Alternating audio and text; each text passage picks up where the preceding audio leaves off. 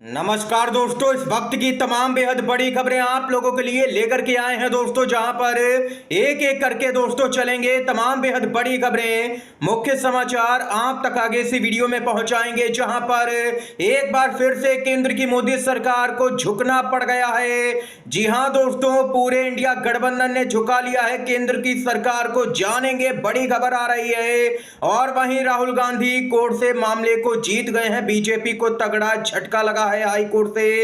एक एक करके दोस्तों हर अपडेट आप तक पहुंचाएंगे, सभी बड़ी खबरें जानना आप लोगों के लिए जरूरी है। और वहीं चंपई सोरेन को झटका दे गए हैं उनके समर्थक सभी विधायक।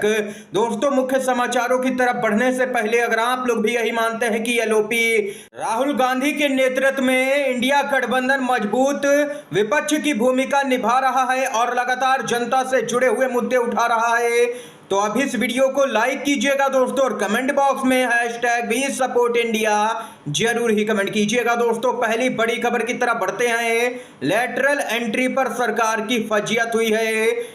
मोदी ने कहा विज्ञापन वापस लो, राहुल गांधी का दबाव रंग लाया है। बिग ब्रेकिंग न्यूज आ रही है, लेटरल एंट्री पर लग चुकी है रोक। राहुल गांधी और विपक्ष की जोरदार जीत देखने को मिली है। ये तो होना ही था, मोदी जी की जबरदस्त फजीहत हो चुकी है। उनकी सरकार और उनकी पार्टी की एक बार फिर फजीहत हो गई है। जब नेता विचार विमर्श में भरोसा नहीं रखता और मनमानी करने पर आमदा होता है तो यही होता है। लेटरल एंट्री का फैसला उन्हें वापस लेना पड़ गया है। विपक्षी दल तो धावा बोल ही रहे थे, सहयोगी दलों की ओर से भी विरोध शुरू हो गया था। नीतीश और चिराग पासवान दोनों खुलकर के सामने आ चुके थे। चंद्रबाबू नायडू ने जरूर समर्थन का ऐलान किया, मगर वे भी कब तक अपने उस फैसले पर टिके रहते, इसलिए यहां पर सरकार को झुकना पड़ गया है। और वहीं दोस्तों लेटरल एंट्री जैसी साजिशों को नाकाम करके दिखाएंगे। केंद्र सरकार की चिट्ठी के बाद में बीजेपी पर जोरदार तरीके से राहुल गांधी हमलावर। राहुल गांधी ने साफ तौर पर कहा है कि संविधान और आरक्षण व्यवस्था की हम हर कीमत पर रक्षा करेंगे। भाजपा की लेटरल एंट्री जैसी साजिशों को हम हर हाल में नाकाम करके दिखाएंगे। राहुल गांधी जो कि नेता विपक्ष है, उन्होंने आगे कहा कि मैं एक बार फिर कह रहा हूं कि 50% आरक्षण सीमा को तोड़ करके हम जातिगत गिनती के आधार पर सामाजिक न्याय जरूर सुनिश्चित करेंगे, ये राहुल गांधी का कहना है। और वहीं अखिलेश यादव की भी प्रतिक्रिया आई पूरे मामले पर। अखिलेश यादव सपा के प्रमुख बोले, लेटरल एंट्री ने भाजपा का आरक्षण विरोधी चेहरा उजागर करके रख दिया है। ये यहां पर दोस्तों केंद्र सरकार एक बार फिर से बैकफुट पर आई है। पीएम मोदी की जबरदस्त तरीके से पूरे मामले पर फजीहत हुई, क्योंकि ये फैसला उनका ही था सीधे तौर पर, और एक बार फिर उनको झुकना पड़ गया है दोस्तों। मजबूत विपक्ष का यही फायदा होता है कि सरकार मनमानी नहीं कर पाती है। ये यहां पर दोस्तों खबर आई है। अगर आप लोग भी इंडिया गठबंधन के समर्थन में है तो वीडियो को लाइक कीजिएगा। एक और अपडेट की तरफ चलते हैं, जहां पर खबर आ रही है दोस्तों, कांग्रेस पार्टी और राहुल गांधी की बड़ी जीत हुई है हाईकोर्ट से। कांग्रेस के सभी 99 सांसदों को अयोग्य घोषित किए जाने की मांग वाली जनहित याचिका खारिज कर दी गई है। जस्टिस मनोज गुप्ता और जस्टिस मनीष निगम की डिवीजन बेंच में सुनवाई हुई। बताते चलें, हर महीने 8,500 रुपए अकाउंट में ट्रांसफर किए जाने के वायदे के मामले में एक यहां पर कार्यकर्ता ने याचिका दायर की थी, जिसको हाई कोर्ट ने खारिज कर दिया है दोस्तों। ये खबर आई है सामने। इतना ही नहीं दोस्तों, एक बिग ब्रेकिंग न्यूज आ रही है, बड़ा खुलासा हो चुका है। टाइम्स ऑफ इंडिया का एक और बड़ा खुलासा दोस्तों यहां पर आप लोगों को बताते चलें कि टाइम्स ऑफ इंडिया ने एक तगड़ा खुलासा किया है, जिसमें कहा गया है कि ईवीएम का एक और बड़ा कांड यहां पर सामने निकल के आया है।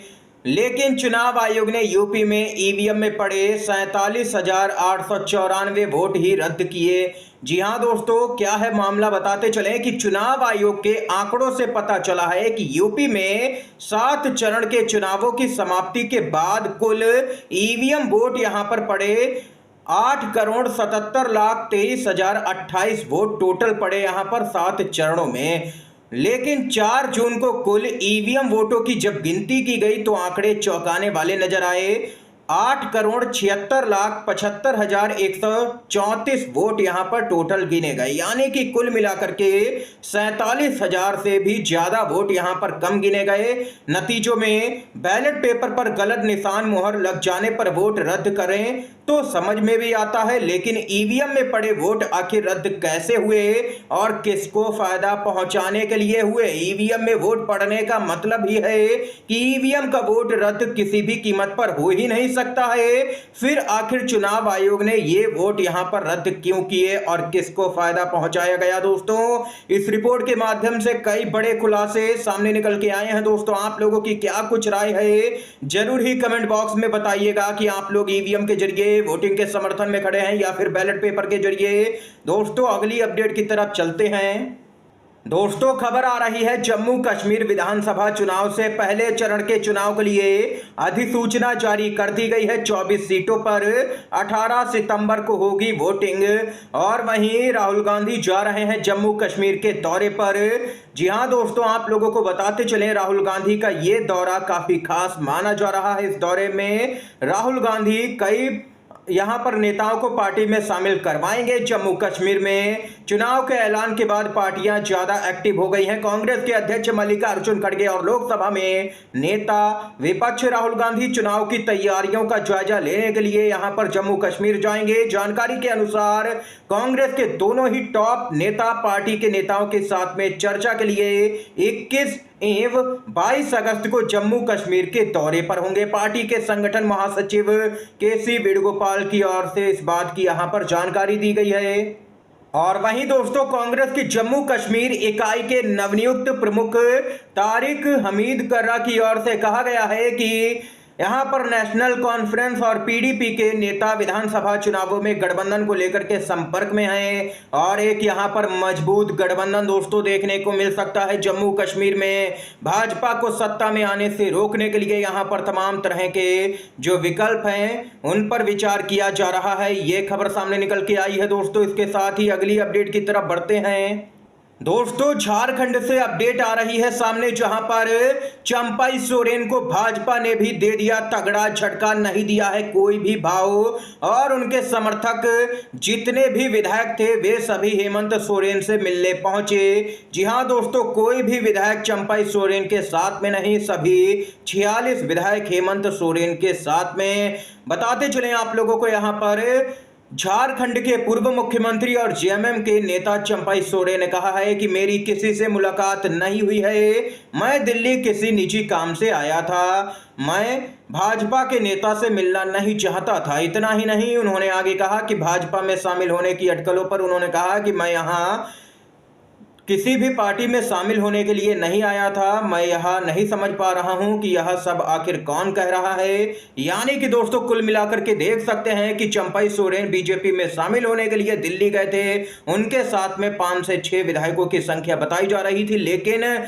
बात यहां पर अटक गई किन्हीं मुद्दों को लेकर के, जो कि फिलहाल बाद में सामने जरूर ही निकल के आएंगे। लेकिन अभी तो भाजपा ने चंपाई सोरेन को तगड़ा झटका दिया है। इतना ही नहीं दोस्तों, नेता विपक्ष राहुल गांधी एक्टिव मोड में पहुंचे, रायबरेली के दौरे पर घेरा है योगी सरकार को। जी हां दोस्तों, रायबरेली में दलित युवक की हत्या के मामले पर नेता विपक्ष राहुल गांधी भड़के हैं। राहुल गांधी बोले, ये सभी लोग यहां पर न्याय मांग रहे हैं क्योंकि एक दलित युवा को जान से मारा गया है, पूरे परिवार को धमकाया गया है, यहां पर कोई भी कार्रवाई हो ही नहीं रही है। राहुल गांधी ने आगे कहा कि यहां के एसपी मास्टरमाइंड पर कार्रवाई नहीं कर रहे हैं, छोटे छोटे लोगों को पकड़ रहे हैं। राहुल गांधी ने आगे कहा कि मैं चाहता हूं कि उत्तर प्रदेश में हर वर्ग का आदर हो और न्याय सबको मिले। जब तक इस परिवार को न्याय नहीं मिलेगा तब तक हम पीछे हटने वाले नहीं हैं। ये राहुल गांधी का साफ तौर पर कहना है। दोस्तों, योगी सरकार को कानून व्यवस्था के मुद्दे पर घेरा है एलओपी राहुल गांधी ने। इस समय की दोस्तों आज की तमाम बेहद बड़ी खबरें सामने निकल के आई जो हमने आप तक पहुंचाई हैं। दोस्तों, वीडियो अगर पसंद आया हो तो लाइक कीजिएगा, इन खबरों को शेयर कीजिएगा अपने दोस्तों में। आप सभी का वीडियो देखने के लिए बहुत बहुत धन्यवाद। जय हिंद, जय भारत।